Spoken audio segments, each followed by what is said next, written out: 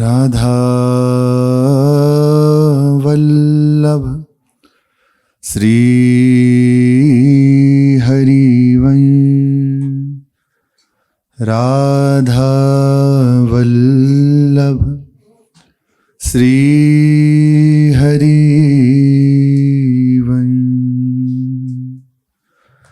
सत्प्रेम सिंधु मकरंद रसोगधारा।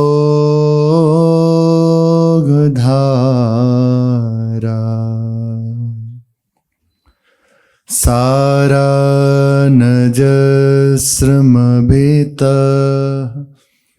श्रवदाश्रिते।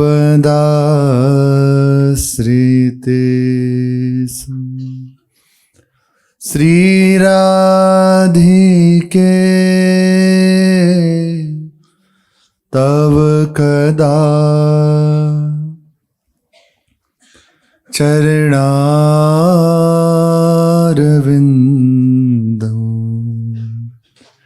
गोविंद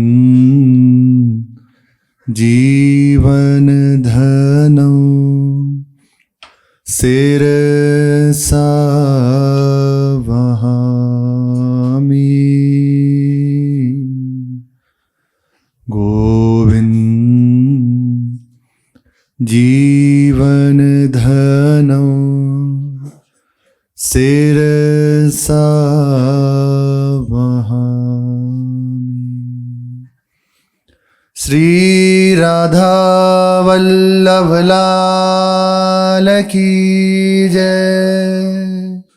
परम पावन श्री वृंदावन धाम में श्री युगल सरकार के अहेतु की कृपा से हम सबको सत्संग लाभ हो रहा है।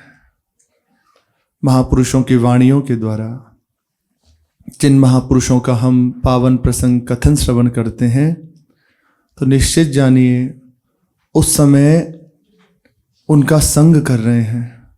वे महापुरुष उस समय वहाँ उपस्थित हैं, वहाँ विराजमान हैं।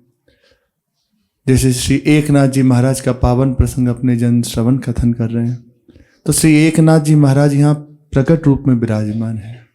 ऐसी ही दृढ़ भावना के साथ सत्संग करना चाहिए, संत चरित्र कथन और श्रवण करना चाहिए।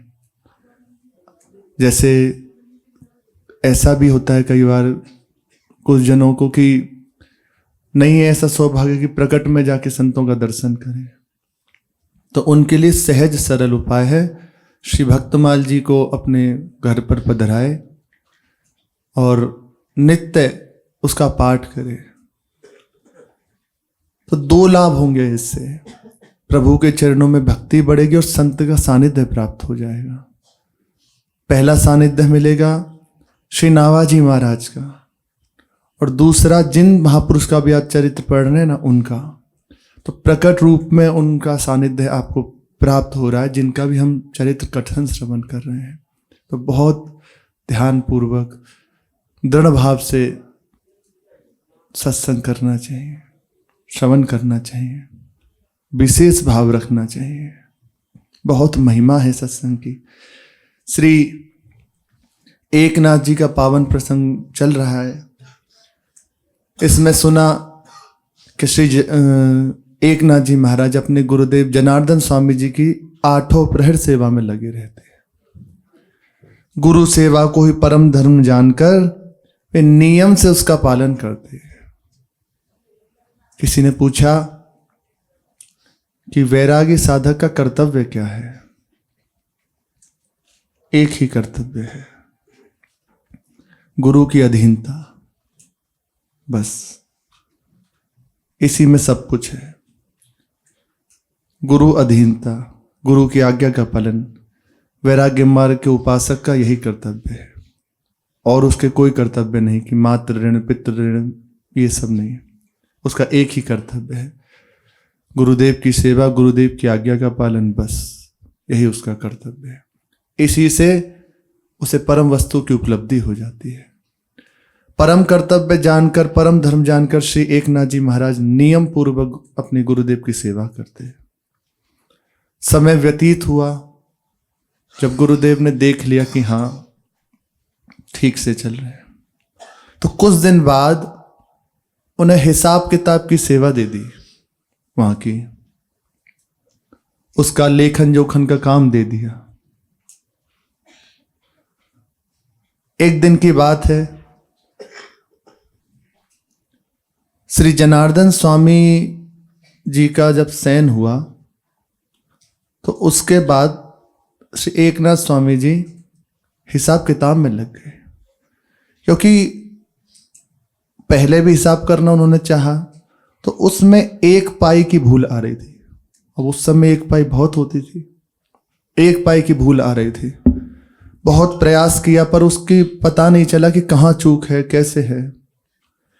तो विचार किया गुरुदेव का शयन हो जाए उसके बाद लेके बैठेंगे इस बही खाते को। गुरुदेव का शयन हो गया, उसके बाद वे वही खाता लेके बैठ गए और 3 प्रहर तक उसमें लगे रहे।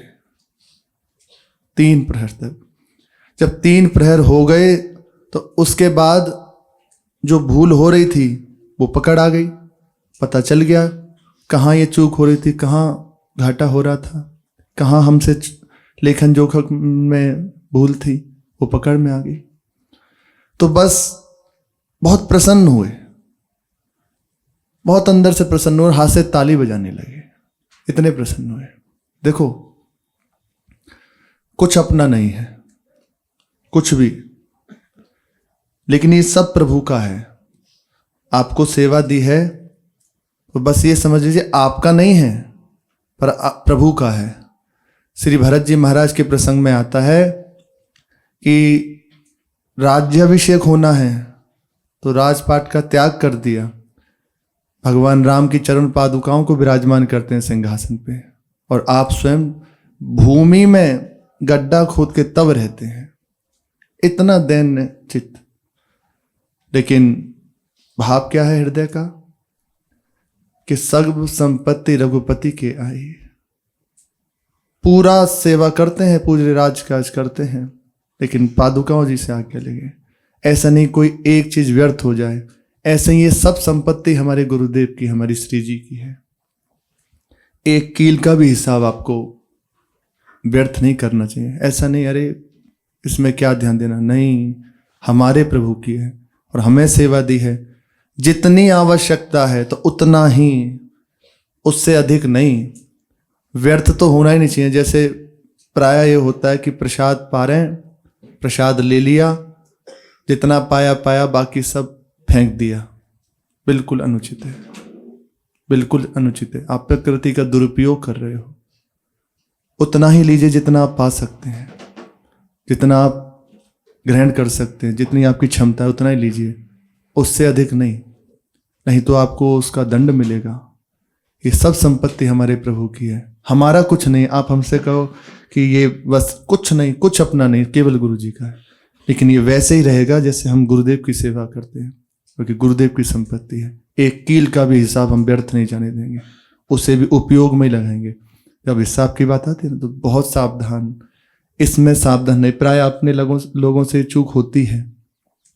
ठीक है, अरे और आ जाएगा, क्या है, नहीं, कैसे, एक पैसा भी व्यर्थ नहीं होना चाहिए। पूज्य भाई जी महाराज, पूरा गीता प्रेस उनके अधीन है, लेकिन आप उनकी रहनी देखिए। स्वयं के पास यदि देखा जाए तो धोती कुर्ता के अलावा कोई पर्सनल खर्चे के लिए कुछ नहीं। बहुत ज्यादा अकिंचनता से भाई जी महाराज रहते। ऐसे भजन होता है। श्री रामचंद्र डोंगरे जी महाराज महामहिमाशाली, आप कथा कहते थे, पर उसकी एक मर्यादा थी। किसी की ओर भी दृष्टि नहीं देते, एक पैसे का कोई लेन देन नहीं। और ऐसा था, लाखों लोग सुनते कथा पूज्य श्री महाराज जी की, डोंगरे जी महाराज की। करोड़ों का चढ़ावा आ जाता कई बार, लेकिन एक पैसा उसमें से नहीं उठाते।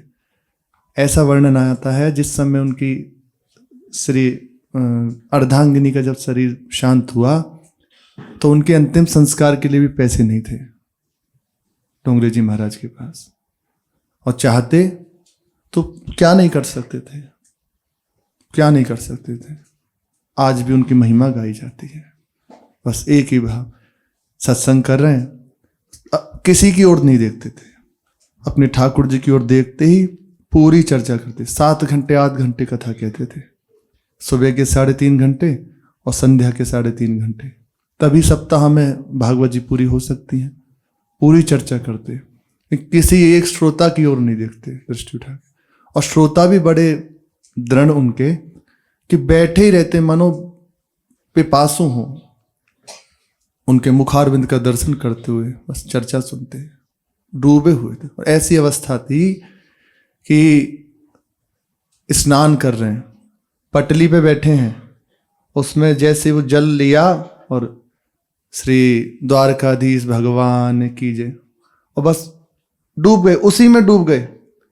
वो घंटों ऐसे ही में कथा चालू हो गई, एकांत में बैठे। ऐसी अवस्था थी।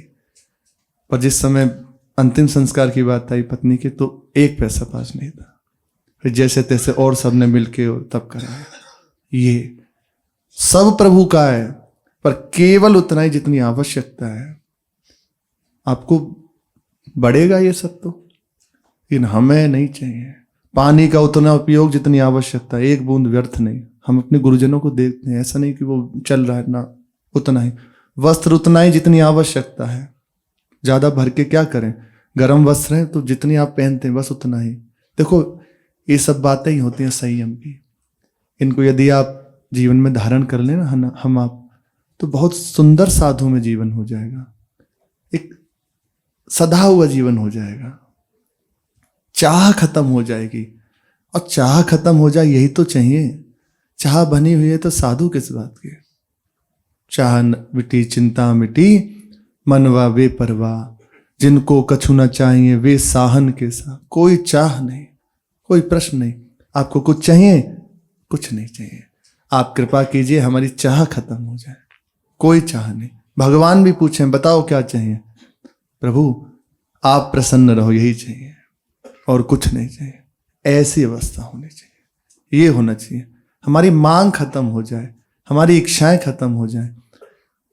श्री एकनाथ जी का एक प्रसंग चल रहा है। परम अकिंचन भाव से रहते, सेवा करते, इतनी सहनशीलता। आगे आएगा प्रसंग में कि एक यवन था, नित्य गंगा स्नान के लिए, गोदावरी के स्नान के लिए जाते थे, तो वे रोज कुल्ला कर देता, ऊपर से थूक देता। पर इतना सहनशील वृत्ति, इतना सहज जीवन कि कभी उसकी ओर ऐसे उठा के दृष्टि भी नहीं देखा। भाई हमने तो कोई गलती नहीं करी, हमने तो कोई अपराध नहीं किया, क्यों ऐसा करते हो। नित्य का उसका नियम था, 5-6 बार करता ही करता है ऐसा। अब एक बार तो उससे भी बड़ी वो हुई कि कब देखता हूं कब तक नहीं मानते, कब तक गुस्सा नहीं होते। तो बस 108 बार प्रसंग में आता है, 108 बार उसने थूका। वो 108 बार जाके स्नान ही करके आई बार बार।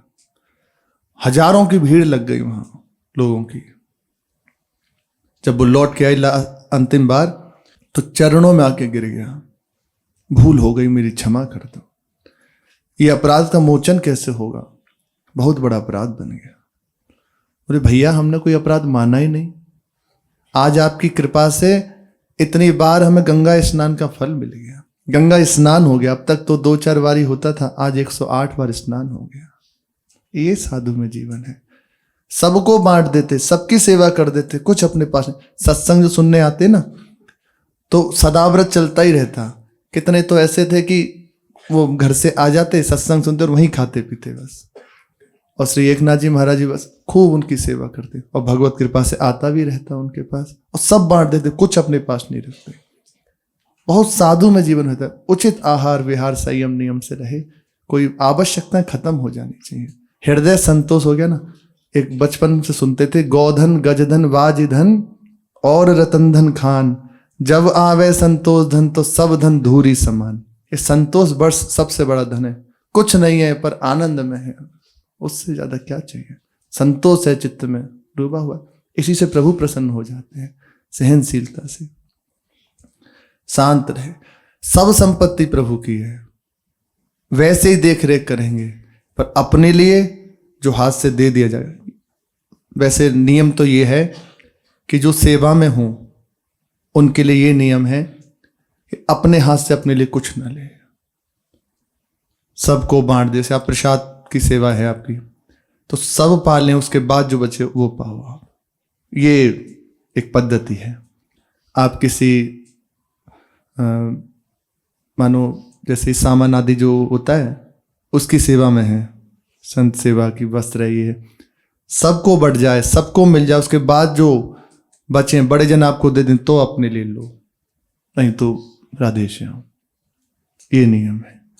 सब सेवा हो जाए, सबको सुख देख रहे हैं, सब ठीक से, सब खान पान विश्राम हो गया, उसके बाद अंत में ये है, यदि आप सेवा में हैं तो उनके लिए विधान है।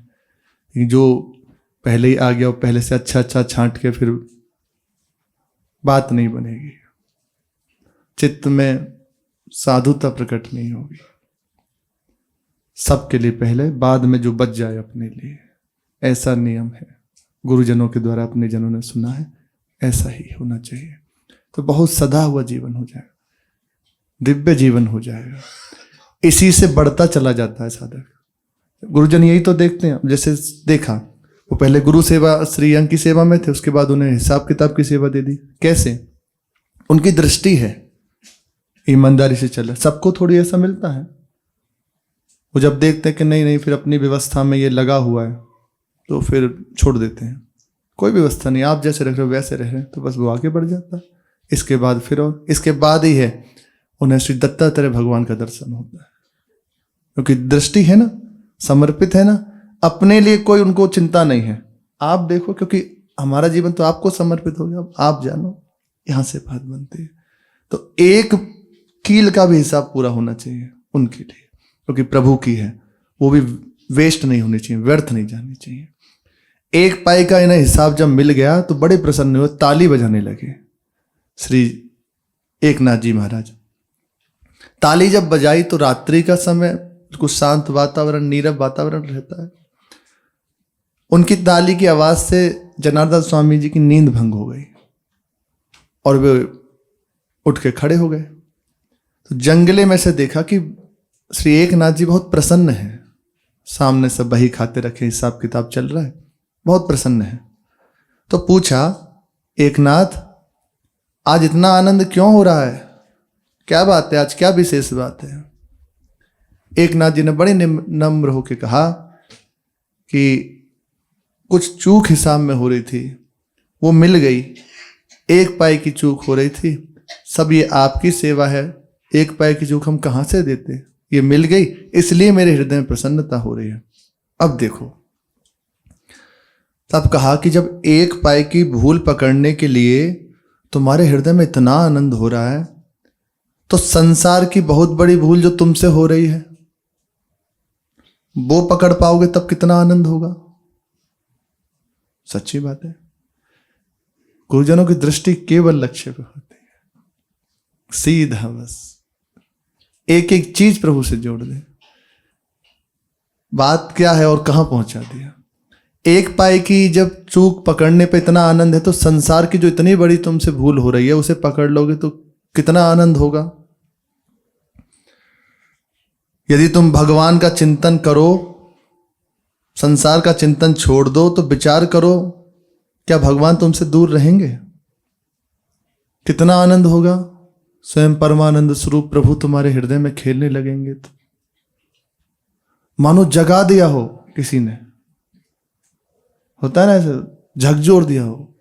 बड़ा हृदय आनंदित हुआ इस बात से उनका, और तत्काल चरणों में प्रणाम किया गुरुदेव भगवान के। माना कि मेरे गुरुदेव मुझे आशीर्वाद दे रहे हैं। बस उसी दिन से भगवत स्मरण प्रारंभ कर दिया। करते तो थे ही, अब और उस पर महत्व बुद्धि के साथ प्रारंभ हो गया। इधर तो महत्व बुद्धि से चिंतन प्रारंभ हुआ, संसार का चिंतन छूटा। इतना ही चाहिए बस, यही सब साधन का सार है। संसार का चिंतन छूट जाए, भगवान का चिंतन प्रारंभ हो जाए। गा के, नाच के, रो के, जैसे बने तैसे, बस संसार का चिंतन छूट जाए, प्रभु का चिंतन होने लग जाए। यही मुख्य बात है। हमारा मन हर समय हमारे प्रभु के चरणों में स्थित रहे, उन्हीं की स्मृति हर समय बनी रहे, हर समय उनकी याद आती रहे। उसी के लिए हम नाम जप करते हैं, उनकी वाणी जी का गायन करते हैं, कभी सेवा करते हैं, उनकी चर्चा करते हैं, ये सब। लेकिन मुख्य है हर समय स्मृति बनी रहे, हर समय उनकी याद आती रहे, हृदय में कुछ होता रहे उनके लिए, ये खास बात है। इसी से मिलन की व्याकुलता जागृत होती है। अभी संसार का चिंतन होता है, संसार की याद आती है तो लगता है संसार मिले। जब प्रभु का चिंतन होगा, प्रभु की याद आएगी तो फिर सीधी एक स्पष्ट है, रह नहीं पाओगे प्रभु के बिना। आ ही जाएगी मुझे प्रभु मिले, हरे बिन ना सरे री माई। प्रभु मिल जाए चिंतन से। चिंतन बहुत बड़ी उपलब्धि है। भगवत चिंतन हर समय करता रहे, जैसे बने तैसे संसार का चिंतन छोड़ के प्रभु का चिंतन करता रहे। गुरुदेव की कृपा से भगवत स्मरण प्रारंभ हो गया श्री एकनाथ जी का। इसका फल हुआ कि भगवान दत्तात्रेय का साक्षात्कार श्री एकनाथ जी महाराज को हुआ, चिंतन के प्रभाव से। सेवा तो कर ही रहे थे, सब चल ही रहा था ना, लेकिन ये विशेषता और जुड़ गई तो दत्तात्रेय भगवान का साक्षात्कार हुआ। उन्होंने देखा कि श्री दत्तात्रेय जी ही श्री गुरुदेव के रूप में हैं और गुरुदेव ही दत्तात्रेय के रूप में हैं। जनार्दन स्वामी जी दत्तात्रेय जी हैं, दत्तात्रेय जी ही जनार्दन स्वामी हैं। ये वे एक हैं, श्री मुख कही विशेष। अवेद भावना में तन्मय हो गए श्री एकनाथ जी महाराज।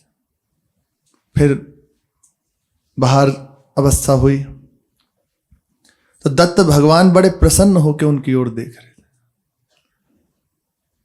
बड़ी करुणा भरी दृष्टि से, कृपा दृष्टि से उनकी ओर देख रहे थे, बहुत प्रसन्न। फिर कहा जनार्दन स्वामी जी से कि जनार्दन, ये महाभागवत उत्पन्न हुआ है, इसके द्वारा भागवत धर्म का प्रचार होगा, हजारों मनुष्यों को यह भक्ति मार्ग पर लाएगा और जड़ जीव जो कुछ नहीं समझ सकते, शास्त्र क्या कहते हैं, वेद क्या कहते हैं, जो नहीं समझ सकते, उनके लिए भी सुंदर उत्तम ग्रंथों का निर्माण करेगा, भागवत पर टीका करेगा, इसका ग्रंथ अपूर्व होगा। एकनाथी भागवत है, बहुत सुंदर है, बड़े दिव्य दिव्य भाव है, बहुत सुंदर है। श्रीधरी टीका भागवत जी की सर्वमान्य तो सर्वोपरि वे है, और श्री एकनाथ जी की भागवत बहुत सुंदर है। इतनी सुंदर व्याख्या, भक्ति परक है ना। श्री श्रीधर जी महाराज की जो टीका है, आप उसको पढ़िए। इतने सुंदर दैन्य भाव उन्होंने प्रभु के चरणों में प्रकट किए हैं। वेद स्तुति में उनके भाव पढ़ के देखिए, आप रोने लगेंगे। इतने सुंदर भाव हैं जो वेद स्तुति भगवान की कर रहे हैं ना, उस समय उन्होंने जो टीका की है इतनी मधुर है कि आप रोने लगोगे, भाव पढ़ के मात्र। इतनी सुंदर टीका है भक्ति से। और उन्हें जो ये सामर्थ्य प्राप्त हुई, पढ़े लिखे नहीं थे, श्री नरसिंह भगवान की कृपा से उन्हें सब विद्या प्राप्त हुई, और उसकी कृपा से फिर भागवत जी उन्होंने टीका की उसकी। ऐसे श्री एकनाथ जी की भक्ति पर व्याख्या है, बड़ी दिव्य है, पढ़ना चाहिए। यदि सहज में प्राप्त हो पढ़े। इसका ग्रंथ अपूर्व होगा, श्री दत्त भगवान आज्ञा कर रहे हैं। इतना कहकर दत्तात्रेय भगवान ने एकनाथ जी को हृदय से लगा लिया। आहा, हमारे प्रभु हमें हृदय से लगा लें, अपना कह लें, इतने प्रसन्न हो गए, हृदय से लगा लिया। इससे जब दत्त भगवान ने एकनाथ जी को हृदय से लगाया तो जनार्दन स्वामी जी को बड़ा आनंद हुआ। देखो, गुरुदेव की सबसे बड़ी प्रसन्नता यही है, आपको जिस लिए स्वीकार किया है आप वहां स्थित हो जाए। जिस लिए लंगोटी लगाई है, जिस लिए घरवार छोड़ा है, उसकी पूर्णता हो गई। इसलिए संसार से हटके वैराग्य धारण किया, उसकी पूर्णता हो गई। गुरुदेव नेत्रों से देख रहे हैं कि आराध्य देव हृदय से लगा रहे हैं और बड़े प्रसन्न हो रहे हैं। इसी से गुरु की प्रसन्नता है। तुम भगवत प्राप्त हो जाओ, इसीलिए सब वो व्यवस्था की है। तुम भजन करके सिद्ध अवस्था को प्राप्त कर लो, इसीलिए वो सब व्यवस्था की है। अब प्रमाद करो तो विचार करो कितना दुख गुरुजनों को होता है, पर वो बड़े कृपालु हैं, प्रयास नहीं छोड़ते, अंदर से बाहर से कृपा करके उठाते ही हैं। श्री जनार्दन स्वामी जी बहुत प्रसन्न हुए दत्त भगवान की कृपा देख के एकनाथ जी के ऊपर। अब थोड़ी देर तो ऐसी अवस्था हो गई, तीनों समरस हो गए, एक अवस्था में हो गए। श्री एकनाथ जी, श्री दत्तात्रेय जी और श्री जनार्दन स्वामी जी एक अवस्था में स्थित।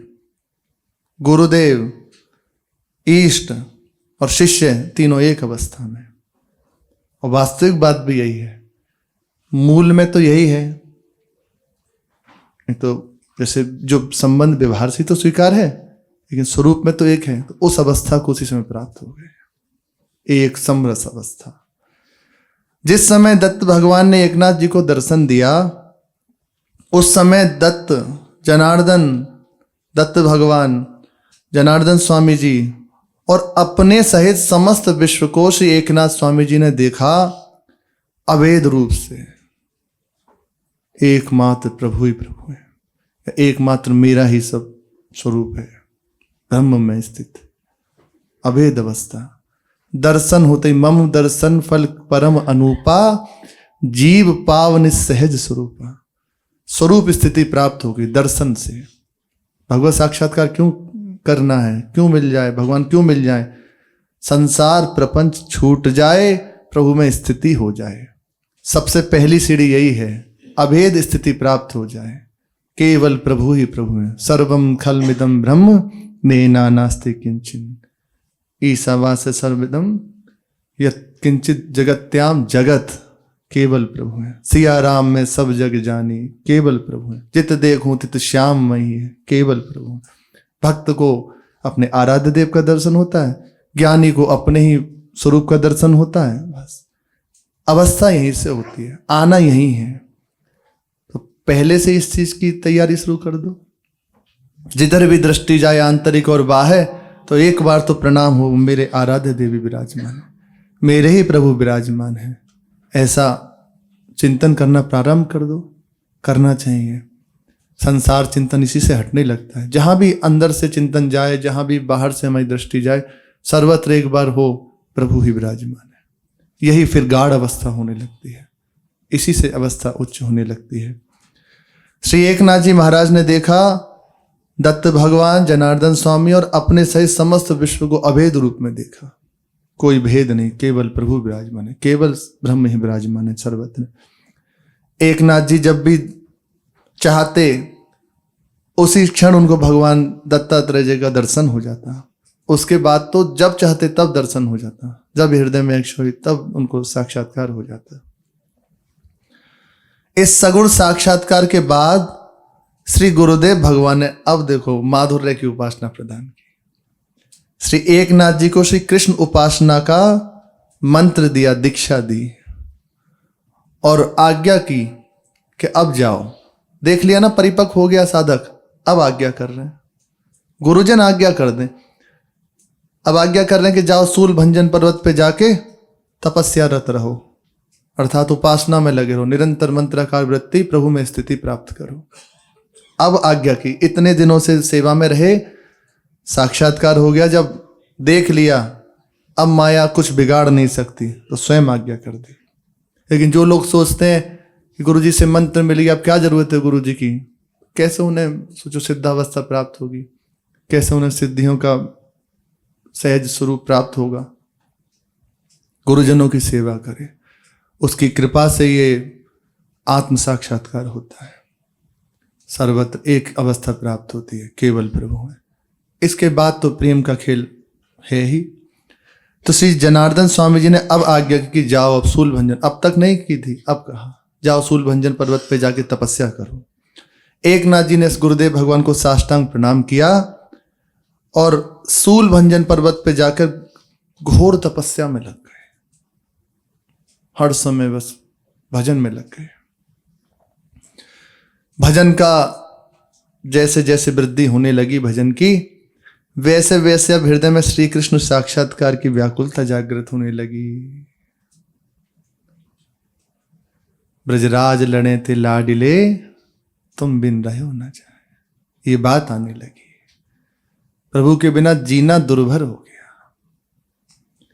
भक्ति पूर्वक श्री कृष्ण के मंत्र का जप करते, चिंतन करते और श्री कृष्ण चंद्र जी का ध्यान करते, घंटों घंटों इसी में लगे रहते। जब क्षुधा लगी तो पा लिया और बस भजन में लगे। शरीर की जो क्रियाएं वो कर ली, बाकी भजन में लगे। बहुत महिमाशाली है, इतना ही करना है। भूख लगे पालो, नींद लगे उचित सो जाओ, बाकी हर समय केवल भजन करो। इसी से जीवन की परम उपलब्धि प्राप्त हो जाएगी। मेवाड़ के पास, राजस्थान मेवाड़ में, जहाँ श्री मीरा जी का जन्म स्थान मेवाड़, उसके पास एक स्थान है। अभी वे संत सेवा के नाम से विख्यात है। तो वहाँ एक राम सनेही संप्रदाय के संत हुए हैं। तो उन्होंने गुरुदेव से दीक्षा ली। उसके बाद गुरुदेव ने आज्ञा की कि भजन करो।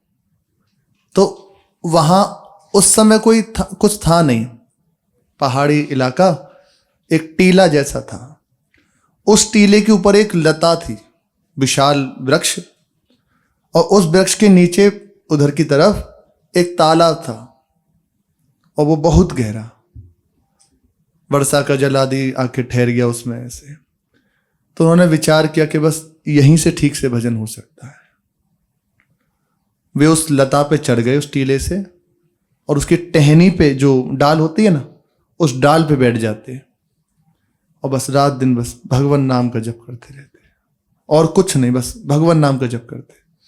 जिस समय भूख लगती तो एक बार उतरते, और आकाश वृत्ति से ही रहते थे। जो भगवत कृपा से मिल जाए तो पा लिया, नहीं तो पत्ते पा लिए, बाकी भजन में रहते।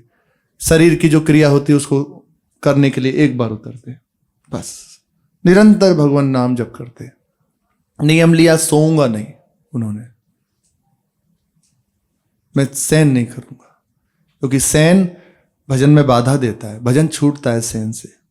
संतों की निष्ठाएं हैं अलग अलग, हृदय में दृढ़ चित्त ले रहे हो गए, अब शयन नहीं करूंगा।